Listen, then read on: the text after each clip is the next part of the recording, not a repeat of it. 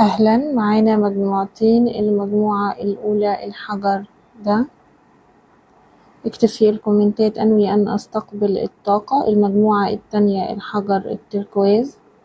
يلا بينا نشوف كده الشخص اللي داخل حياتك، مواصفات الشخص الجديد ده ايه. تمام، يلا بينا كده نشوف اللي اختار الحجر الأحمر. يلا بينا نشوف طاقتك ايه، طاقتك ايه في الوقت الحالي. اخترت الحجر الأحمر. طاقتك ايه في الوقت الحالي.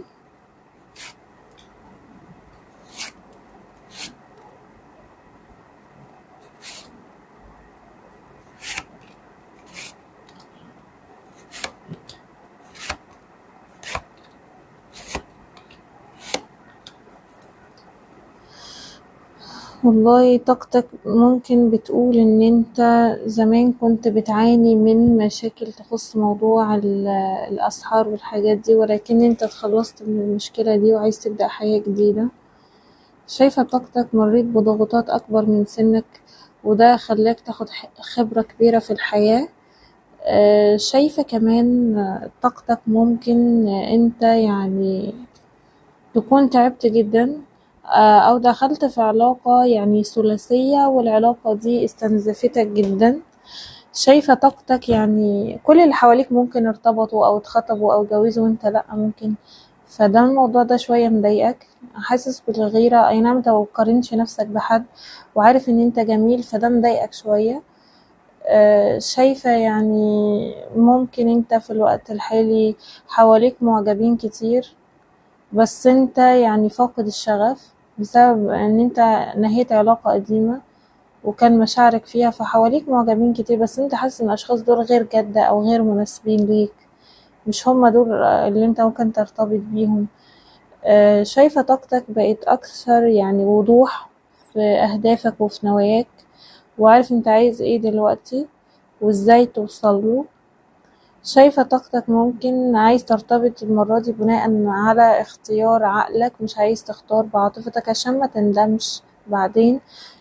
شايفة برضو طاقتك يعني ممكن تكون انت بتدور على جواز او استقرار او حاجة تفضل معاك على طول، مش بتدور على علاقة رومانسية او مشاعر فيها حب وبعدين تبرد او تكون مشاعر مزيفة.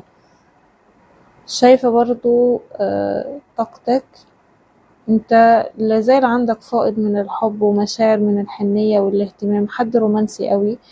ويعني ممكن تختار الشخص بناء عن عقلك ولكن ترجع تحبه بعدين، لان انت مستحيل تكون مع شخص انت مش قابله او مش بتحبه.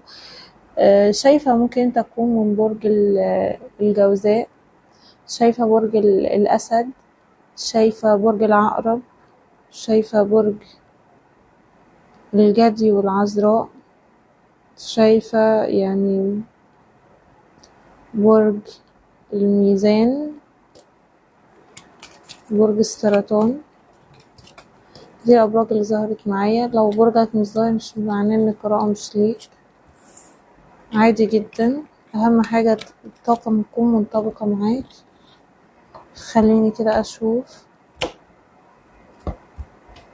يعني طاقة الشخص اللي هيدخل حياتك دي هتكون عاملة ازاي، أو ايه طاقة الشخص الجديد اللي هيدخل حياتك. طاقة الشخص الجديد اللي هيدخل حياتك.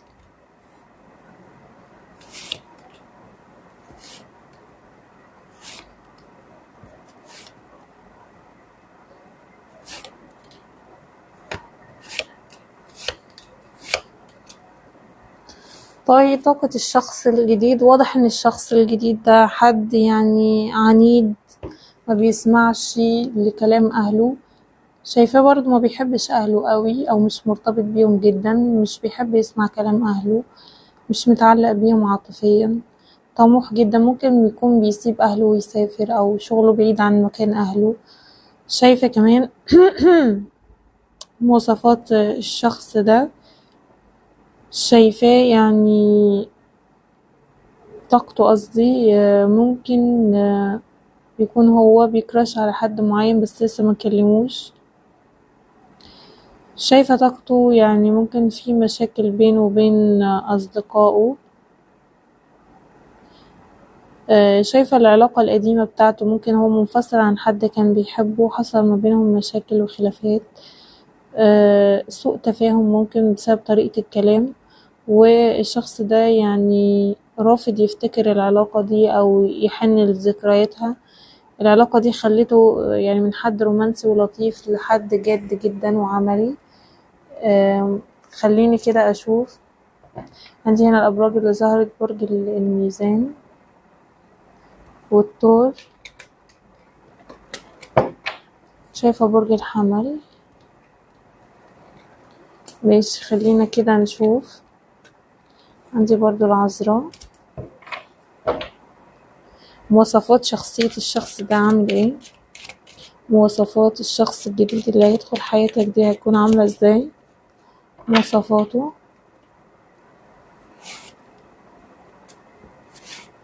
مواصفات الشخص الجديد ده.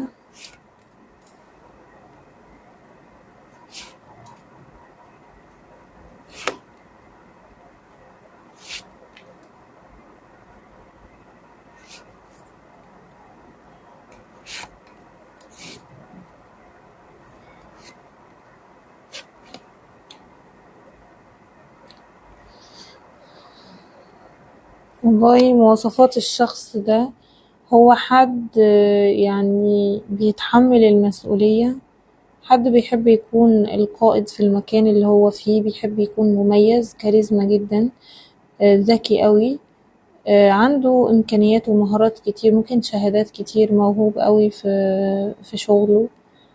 شايفاه حد بيحب نفسه قوي ومقدر قيمة نفسه جدا، حد مستمتع بعزوبيته، معندوش مشكلة انه يكون أعزب أو مش مرتبط، مستمتع كده بذاته في الحياة ومش شايف ان ناقصه حاجة يعني. شايفة يعني مواصفات الشخص ده التجديد والتغيير، حد يعني بيحب السفر، بيحب الانتقالات، بيحب يغير كل شوية. شايفة الشخص ده برضو ما عندوش عزيز أو ما عندوش حد قريب منه، لا أصدقاء ولا علاقة حب. ممكن هو حد عملي قوي، مش بيقرب منه أشخاص كتير. شايفة يعني مواصفات الشخص ده آه، شايفاه موفر مشاعره للشخص اللي هيرتبط بيه أو هيجوز بيه بشكل رسمي يعني. مش عايز يدخل في قصة حب أو قصة علاقة حب تبقى صداقة أو علاقة غير جادة، أو يقعد يكلم بنات على السوشيال ميديا مثلا لو هو ولد. فلا، شايفاه يعني بينقع عن نفسه عن الحاجات دي لسبب ان هو شايف ان اللي يستاهل الحب هو الشخص اللي هستقر معاه، اللي هتجوزه، اللي هخطبه، اللي هخلف منه. فهو يعني مش عايز يقرب حد منه او يبقى عزيز على حد او يحب حد وهو ما فيش ما بينه وما بين يعني علاقة جادة أو رسمية، لأنه ممكن كان بيحب حد زمان في الماضي والعلاقة دي يعني اتحولت من حب لكراهية، مبقاش عايز، مش طايقها ولا طايق سيرتها ولا أي حاجة، فالموضوع مضايقه جدا. فهو حد حساس ورومانسي وعاطفي جدا، ولكن ما بيحبش يدي العاطفة دي أو المشاعر ده غير لحد يكون متأكد إن مستقبله هيبقى معاه. شايفاه حد دايما عنده تفكير مختلف عن اللي حواليه، مبدع في تفكيره، ذكي، مميز. شايفاه برضو حد طموح وبيشوف اللي الناس مش بتشوفه، ممكن شغال في حاجة يعني ايه الناس تكون شايفاها ان هي عادية بس هو شايف ان قدامها تنقله في حتة تانية خالص. شايفة برضو ممكن يكون من صغره وهو مستقل عن عيلته، هو اللي بيصرف على نفسه ومتحمل مسؤولية نفسه، وضعه المالي كويس قوي. خلينا كده نشوف الشخص ده بيشتغل ايه. عندي برج الحوت، برج الأسد، القوس، عذراء، السرطان. خليني كده أشوف جدي، خليني أشوف الشخص ده بيشتغل ايه. الشخص ده بيشتغل ايه؟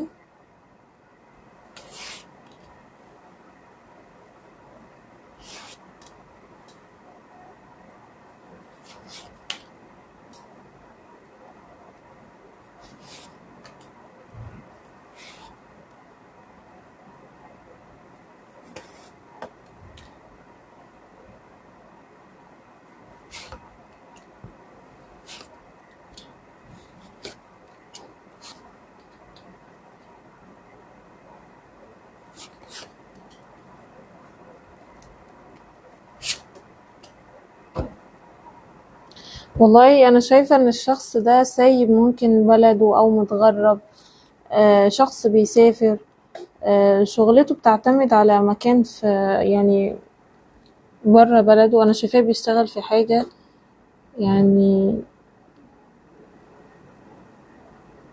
مش عاجباه في الوقت الحالي ممكن، أو مش بيحبها مش راضي عنها، بس شاطر فيها بيجيب منها فلوس يعني. شايفة البعض ممكن يكون خدمات فندقية، بيسافر يشتغل في أماكن فندقية وحاجات زي كده. شايفة البعض ممكن يكون بيشرف على شغل الناس تانية، بيدي آراءه أو بي هو المسؤول عن الإشراف في الشغل في حاجة معينة. شايفة البعض ممكن يكون ليه مكتبه الخاص أو حاجة. شايفة إن هو في مكانه هو اللي مسؤول عن شغله، مفيش حد مسؤول عنه أو مفيش حد أعلى منه بيراقبه في شغله. شايفة ممكن يعني يكون للبعض يكون ده مدرس لأطفال ممكن. شايفة البعض الآخر ممكن ده يكون موظف. وللأغلبية الشخص ده بيسافر، يعني بيسافر بيشتغل في حاجة يعني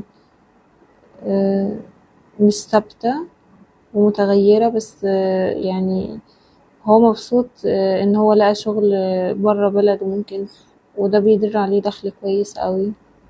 شايفاه عنده فلوس كتير ولكنه مش بيكون راضي، طموح دايما بيبقى عايز يزود دخل ومش بيبقى راضي عن الفلوس اللي معاه. وشايفاه مجمع فلوس كتير بس برضه عايز يشتغل اكتر واكتر، يجمع اكتر واكتر. شايفاه برضه حواليه بنات بتحبه ومعجبة بيه، بس هو صاددهم او رافضهم، مش عايز يحب حد او يتوجع في الوقت الحالي، مش عايز اي حد يعجب بيه كده بشكل سطحي وخلاص، او يدخل معاه علاقة سطحية، بيمنع نفسه عن العلاقات السطحية. طيب خليني اشوف الشخص ده ممكن يكون من برج ايه، وسنه. الشخص ده ممكن يكون من برج ايه الابراج اللي ممكن الشخص ده يكون منها.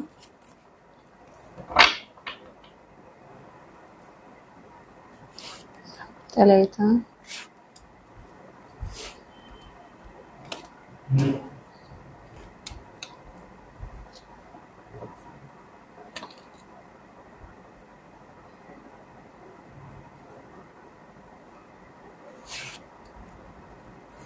طيب انا شايفة برج الجوزاء، لو هو ما يكون برج هوائي يبقى برج الجوزاء. شايفة هنا الطاقة عامة ومفتوحة في ابراج من جميع شايفة برج الثور، شايفة برج الاسد، برج العقرب، برج الدلو، برج الجوزاء. دي الابراج اللي ممكن الشخص ده يكون منها. طيب خلينا كده نشوف هل الشخص ده متزوج او اعزب، يعني وضعه في الوقت الحالي هل هو سنجل ولا مرتبط، وضعه الاجتماعي ايه.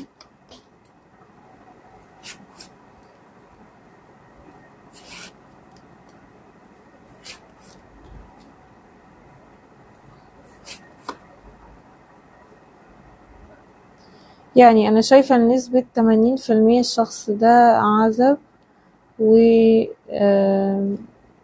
ما عندوش حد في حياته، عايز يتجوز اوريدي، دور على حد ان هو يتجوز ويستقر معاه. شايفة ما عندوش حاجة في حياته غير شغله وطموحه. بيحاول يسعى للاستقرار في العمل علشان يرتبط، ويوفر حياة كريمة للشخص اللي هو يرتبط بيه. شايفاه حد بيحب التحدي ويحب الصراعات ويحب الحاجات القوية فيها تحدي، شخص قيادي جدا وعايز هو اللي يدير حياته يعني. شايفة يعني لنسبة يعني 20% الشخص ده هيكون اوريدي مرتبط ومتجوز، والشخص ده هيعجب بيك، ممكن هيقابلك من خلال شغله أو حاجة. طيب أو انتوا اتعرفتوا من خلال شغله، كان أستاذك مثلا أو معاك في الجامعة أو حاجة زي كده. طيب سن الشخص ده يعني كام سنة؟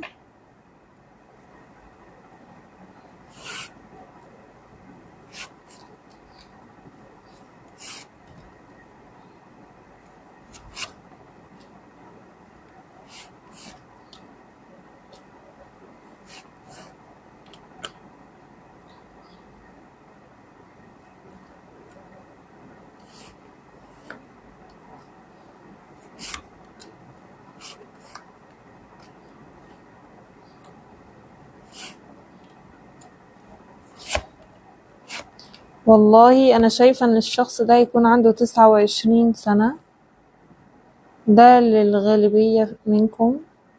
شايفة البعض يعني اللي هم أصلا اوريدي كبار في السن، ممكن الشخص ده يعني اللي هو أصلا هيرتبطوا بحد متجوز، ممكن هيبقى انتي زوجة تانية، هو عنده أولاد أو متزوج، فهيبقى 49 سنة. خليني كده أشوف، بس ده اللي هم عندهم الشخص ده اوريدي هيبقى متزوج وأكبر منهم يعني. طيب هتتعرفوا على بعض ازاي؟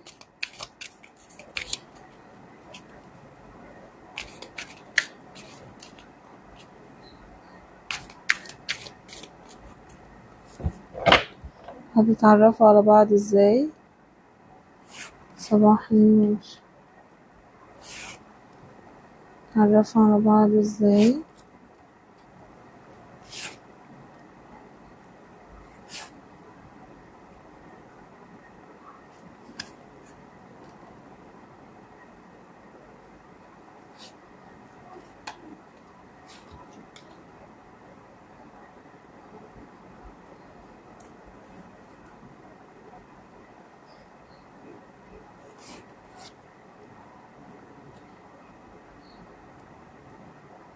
طيب هتعرفوا على بعض ازاي؟ انا شايفة ان ده مش الشخص القديم، لانه يعني في ناس قاعدة تسمع القراءة مستنية ان الشخص القديم يطلع فيها او حاجة زي كده، ان هو اللي يتقدم لك او يتجوزك او حاجة زي كده.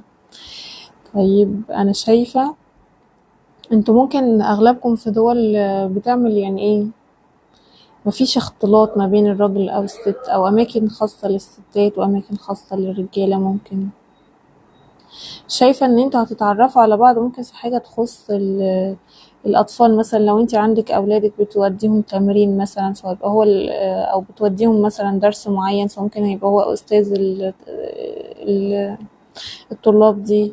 مثلا عندك ابن أختك الصغير رايحة توديه درس، ممكن تعرفي هناك في منطقة تخص في هو يكون كابتن أو حاجة للأطفال دي. شايفة يعني لنسبة 50% تعارفكم هيبقى خاص يعني ممكن تتكلموا على طفل صغير أو حاجة، أو بسبب طفل صغير. شايفة يعني الباقيين هيبقى ممكن انتوا اوريدي ما بتحبوش الاختلاط أو ما بتطلعوش كتير. ممكن الشخص ده يعني هو برضو زيكم مش بيحب ان هو يختلط أو يتعامل مع حد غير لما يكون في إطار شرعي. ممكن الشخص ده يكلم أهلك أو يبقى تعارف رسمي من خلال الأهل وكده، لأن الشخص ده ضد الارتباط والحاجات دي. بقى ضد الارتباط لما يعني دخل علاقة وفشلت، يعني بقى ضد الارتباط دلوقتي. خلينا كده نشوف هيدخل حياتك امتى الشخص ده.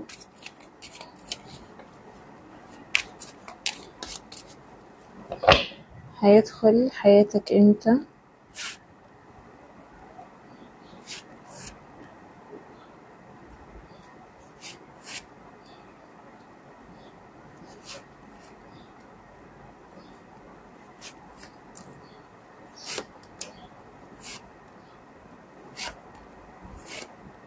والله انا شايفة في اللحظة اللي انت مستني فيها الشخص القديم ان هو يرجع، او لسه بتكون بتتعافى من العلاقة القديمة، شايفة ان الشخص ده هيدخل في اللحظة دي.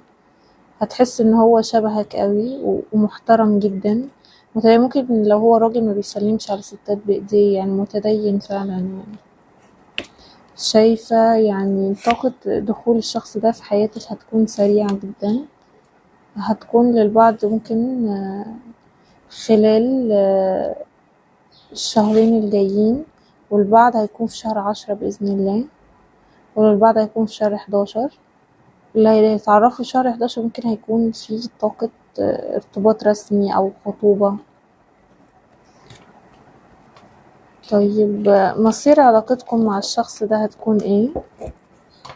الشخص اللي انتوا هتعرفوا عليه ده مصير علاقتكم بيه هتكون ايه؟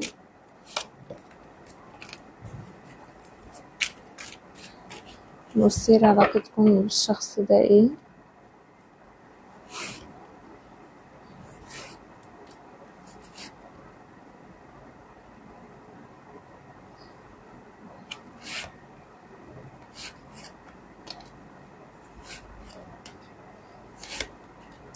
والله انا شايفة ان العلاقة دي ما بتشبهش العلاقة القديمة في اي حاجة.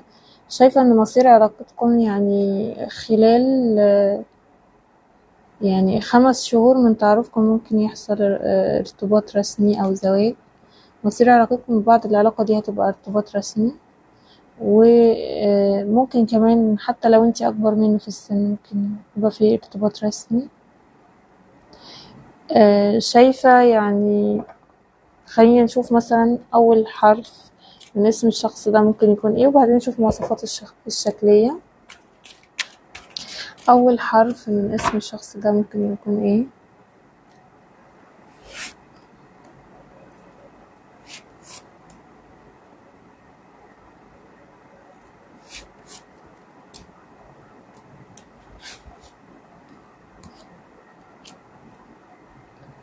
طيب انا بيظهر لي حرف الكاف كتير قوي، وحرف البي، الكي والبي، وعندنا حرف الميم والايه. دي الحروف اللي ظاهرة معايا. طيب المواصفات الشكلية للشخص ده ايه؟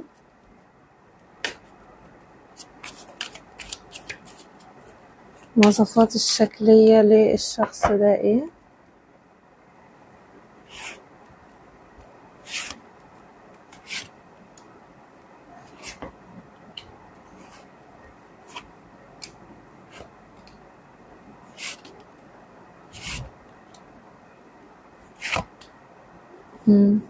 والله انا شايفة ان المواصفات الشكلية، انا شايفة انه مقارنة بالاكس شايفة انه هيكون شكله احلى بكتير من الشخص اللي انت كنت مرتبط بيه زمان.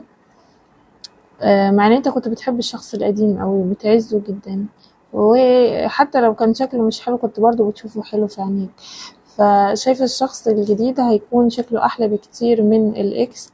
شايفة يعني ملامحه ممكن هيكون شعره كثيف وطويل، الاكس يكون اصلع. شايفة يعني عنده دقن وشنب ممكن. شايفاه يعني أطول منك بحوالي 20 سنتي. شايفة يعني ملامحكم فيها من بعض. شايفة يعني أكتاف عريضة. شايفة طويل. شايفاه أبيض، ممكن أبيض بس ممكن متأثر بالشمس درجة بسيطة، يعني مش قوي، بس هو يصنف أبيض يعني. بشرة بيضاء. شايفاه يعني ممكن كمان يكون شعره اسود. شايفة ممكن نقول ايه كمان، مش خايفة، ماليش في جو الملامح واقعد اوصف الناس ده، ماليش فيه خالص، ما بعرفش يعني. انا ببقى شايفة كل حاجة قدامي بس مش عارفة اقول ايه. كفاية عليكم كده يعني.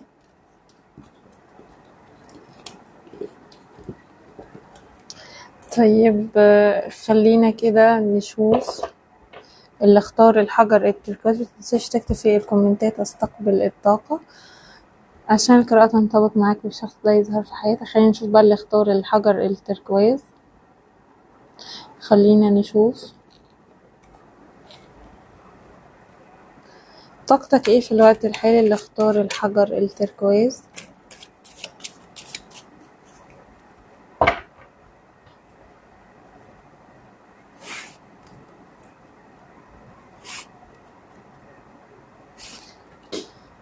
طاقتك ايه اللي بتختار الحجر التركواز؟ حاجة المايك يبقى شغال بس.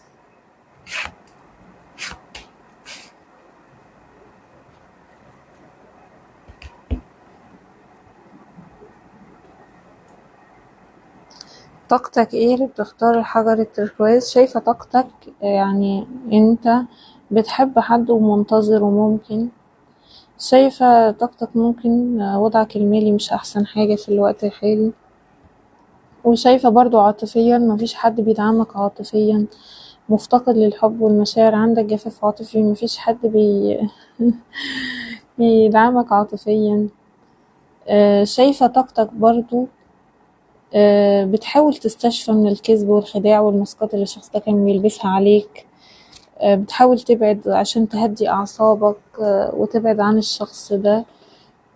شايفاك يعني ممكن انت كنت حد حساس ورومانسي اوي، بس الشخص ده ملاك عصبية وغضب من أفعاله السيئة اللي عملها معاك، ممكن حول الحب اللي انت حبيتهوله لكراهية. شايفاك في الوقت الحالي انت اللي بتحط حدود للشخص ده وبتبعده عن حياتك عشان تعرف تعيش حياتك في سلام وفي هدوء. شايفاك بتحاول تستعيد التناغم والسلام والشفاء، يعني عايز تبعد عشان ترتاح، وانت دلوقتي يعني اللي بتبعده. اي نعم انت بتبقى قاعد مستنيه وعايز ترجع، ولكن انت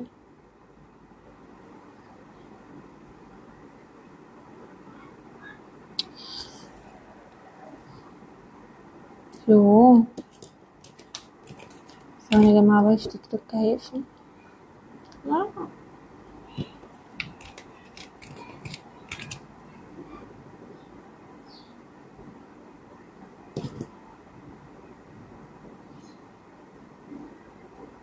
تبقى كتير.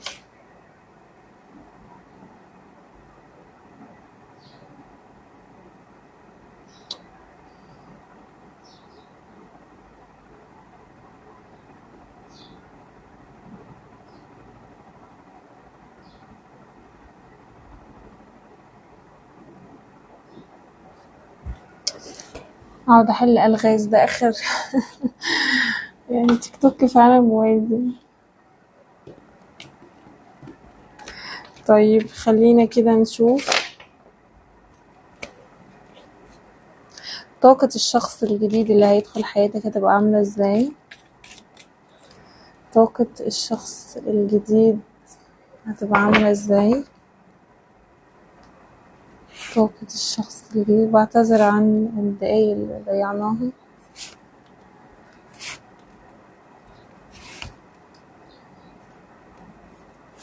طاقة الشخص الجديد هتكون عاملة ازاي.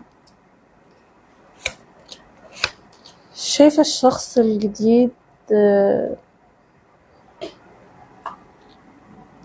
هو كمان يعني نفس طاقتك بيمر بجفاف عاطفي، مفيش حد في حياته بيدعمه عاطفيا أو نفسيا. شايفاه بارد شوية، لسانه صليط. شايفاه حد طموح قوي وناجح وعنيد ممكن.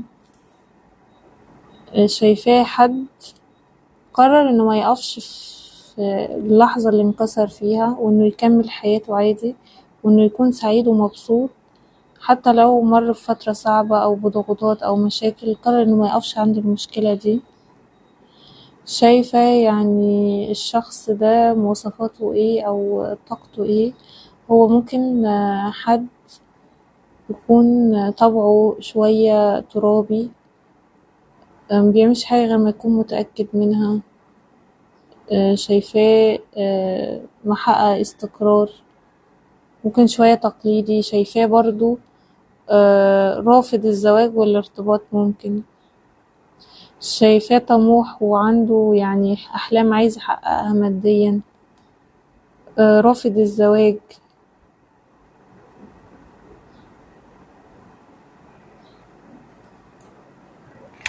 شايفاه كان بيحب حد واتمرد عليه يعني، أو اترفض من حد، فمن ساعتها بقى يعني خلي مشاعري لنفسي أحسن عشان ما تكسفش مرة تانية. فهو من ساعتها هو بيتعامل بالطريقة دي. عندنا هنا برج السرطان، العذراء، الثور.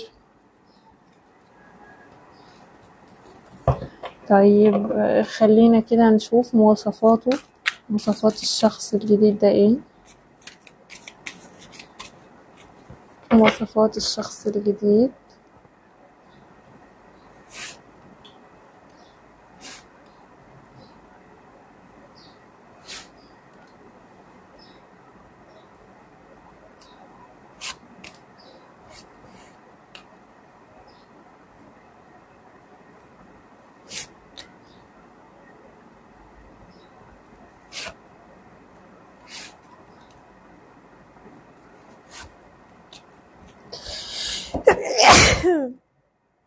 الحمد لله.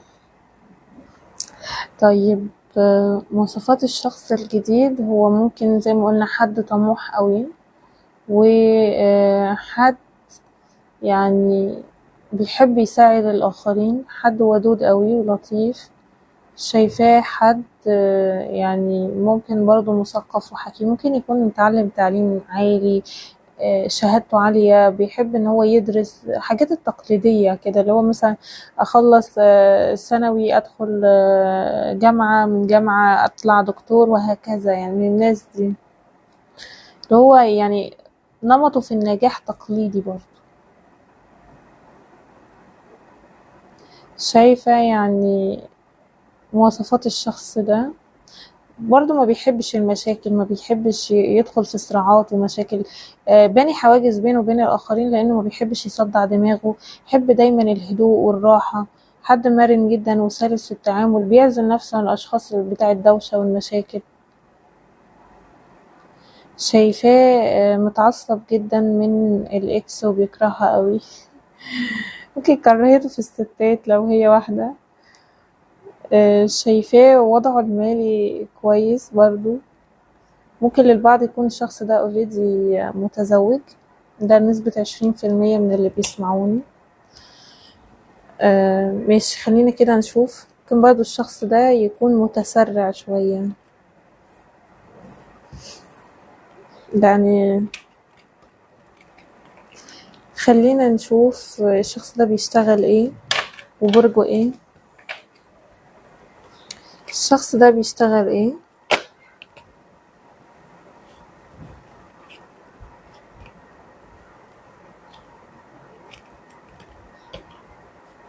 الشخص ده بيشتغل ايه؟ الشخص ده بيشتغل ايه؟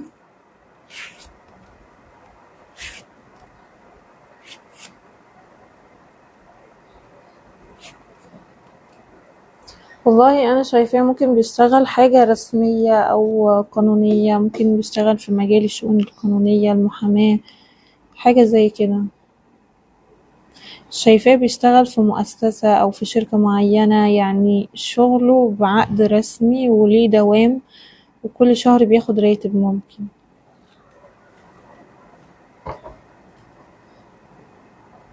شايفة شغله برضه بيحتاج مجهود ذهني منه قوي يعني. طيب خلينا كده نشوف برجه ايه. برج الشخص ده ايه؟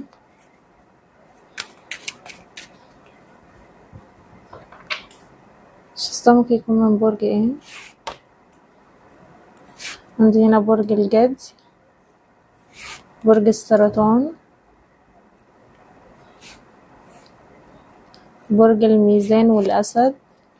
بس دي الأبراج اللي ظهرت معايا. كان في هنا برج الدلو برضه. طيب خلينا كده نشوف سنه، وهل هو متزوج أو أعزب. الشخص ده عنده كام سنة؟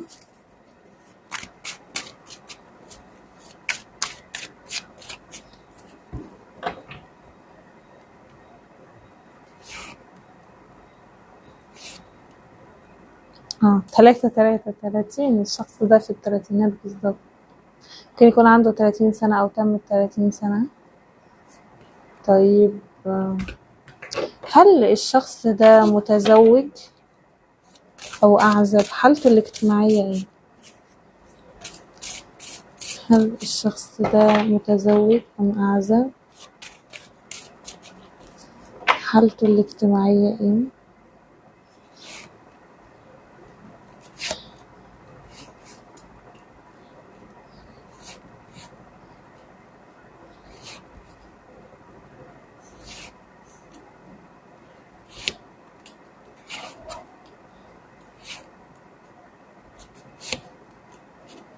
طيب أنا شايفة الشخص ده أعزب، وشايفاه قاطع علاقته بالإكس تماما، وهي بتراقبه، ممكن بتغير عليه، مهتمة بيه، بس هو بطل يحبها. كان متعلق بالعلاقة دي زمان بس دلوقتي خلاص هو فاق لنفسه واتحرر من العلاقة دي. شايفة برضو ممكن يكون الشخص ده كان متزوج وعنده أطفال، بس يعني طلق وانفصل من زمان، فممكن لنسبة 30% الشخص ده يكون مطلق، والباقيين الشخص ده أعزب ولسه عايز يتجوز. ممكن انفصل عن حبيبته السابقة أو الإكس بتاعته، بس كانت ممكن علاقة صداقة أو تعارف، علاقة حب، مش علاقة رسمية يعني. طيب خليني كده أشوف هو عايش لوحده الشخص ده. هتتعرفوا على بعض ازاي؟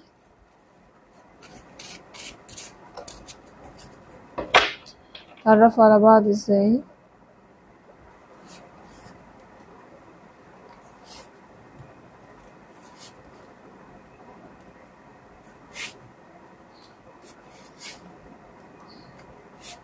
مم.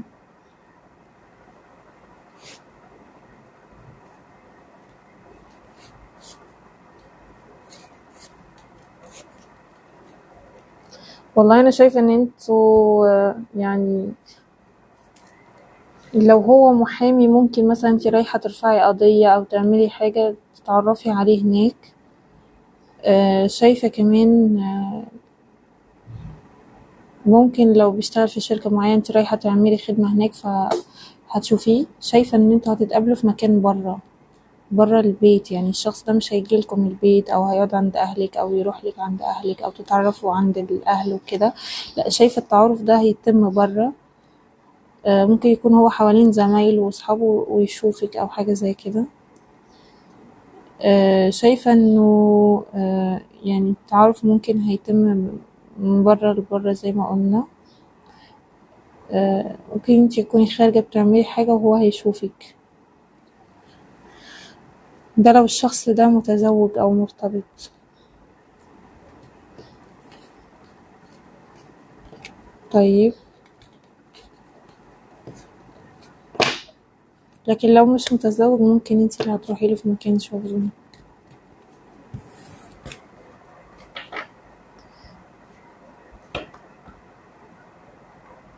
هيدخل حياتك امتى الشخص ده؟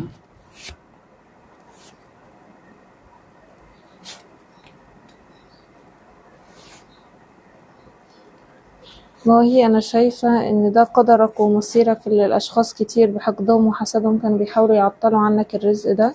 الشخص ده ممكن هيدخل حياتك يعني خلال 3 شهور من وقت سماعك للقراءة. البعض هيكون يعني عندي هنا في 10 11 او حاجة. شايفة يعني ممكن انت في اشخاص يعني مش عايزينك ترتبط او بيغيروا من وضعك او حاسدينك. ممكن ده عمل لك عرقلة، بس شايفة عندك تشافي من طاقات حسد، اشخاص مركزين معاك، اشخاص يعني عايزين حياتك العاطفية تبقى تعيسة. شايفة عندك تشافي وعندك الشخص ده هيدخل حياتك قريب جدا. لو انت كان عندك طاقة اسحار او حسد او حاجة بسبب موضوع الارتباط ده، لا، شايفة الموضوع هيتحل بإذن الله في شهر 10 وعندك طاقة تشافي. شايفة كمان طاقة ارتباط. يعني مش هقدر احدد شهر بالظبط لانه عندي مدة يعني 3 شهور مفتوحة، ممكن خلال شهر او شهرين او 3. تمام، كتير قوي بإذن الله. اكتب في الكومنتات استقبل الطاقة، ومنساش اللايك والاشتراك. مش عايز متابعة يعمل متابعة. باي.